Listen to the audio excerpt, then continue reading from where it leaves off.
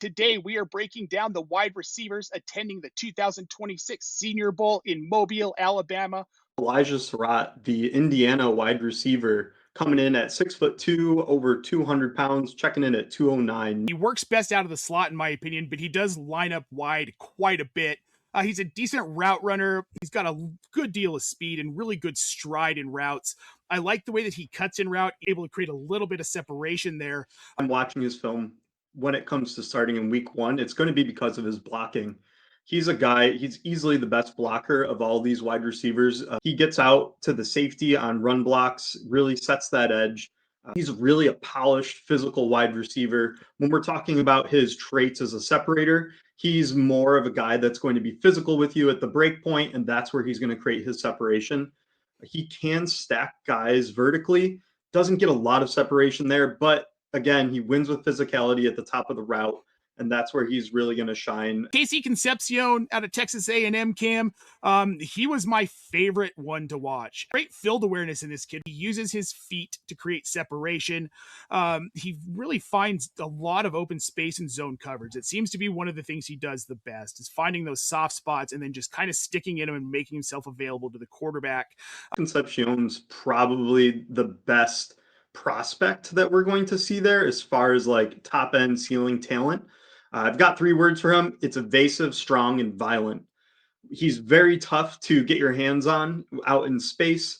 He's good at using his hands to create separation, a lot like Sarratt is. He's an absolute load to tackle once he's got the ball in his hands. And I think that was one of the best traits that I saw on film. He's able to pull through 2 tacklers, break tackles, put you on skates and get past you and get to that second level. He does beat man, zone, and press coverage extremely well. Concepcion, I think, might be the most landing proof spot guy here as well, just with the skill set and the talent. And I love how just physically violent he is on the field. Germie Bernard over at Alabama, loved Bernard a lot more than I thought I was going to. Really good footwork at the line, in route, and at the point of the catch. He makes himself available to the quarterback. Germie Bernard is very good at getting big at the point of catch. He's not afraid to go after the ball. He's really elusive in traffic. His footwork in traffic was great. Plus, he's got that acceleration when he's in tight space where he can blow by guys. All around, I was really impressed with his usage too, seeing him on those screens and jet sweeps, the footwork, the yards after catch ability with Bernard. Alabama puts him in a lot of different positions alignment-wise. They'll also put him in the backfield, run him out of the slot, a lot of motion, jet sweep kind of stuff. He runs the full route tree, and I was really impressed with him as a yak guy too. Once he's got the ball in his hands, he's a playmaker, and he's a load to bring down. Another one of these physical wide receivers that I think, as the NFL continues to focus on yak, he's going to find a place in the NFL. I kind of look at him a little bit like a Deebo Samuel type. What I like too is he is a very smooth route runner. Like, he gets to his spots quickly, efficiently, on time, gets his hands in position. I like the way he moves to the ball. I like the way that he extends for the ball. He's not one of those guys who's trying to catch it up against his body like we've seen in some of this film. Reggie Virgil at Texas Tech, he's got good hands, Cam. He's got a wide catch radius, good footwork at the top and bottom of routes. Probably going to profile as an X in the league. He does show late hands. He's able to catch the back shoulder throws. He's got great speed. He's 6'3", mostly works on the outside, does show the ability to be a yak guy. I think he's difficult to bring down. Lewis Bond out of Boston College, I really loved watching him. And I told you earlier today after I finished his film, like, what can't this kid do? He runs a full route tree. He has very few weaknesses. He's very physical. He's not afraid to push defensive backs around. And at the point of catch, he gets very physical as well. He wins contested catches fairly regularly. And we saw some packages, Cam, with jet sweeps and backfield work where he gets to the line very quickly, cuts and gets upfield. Lewis Bond was by far my favorite watch. He averaged 7 catches per game last year, and he had 9 games on the season with more than 7 catches. He is an abnormal route runner where I saw a euro, a dead leg. He had like a stutter move where he was about to fall down and then continued past the DB for a long bomb. He's a really fantastic route runner. Shows late hands. You called out that he's a physical guy. He's going to create contact with those DBs and get that separation. But I also see that he creates separation just by running his routes. He's great getting open on his stems. There was a zig that I saw where he just absolutely loses the defensive back for a quick pass out to the sideline.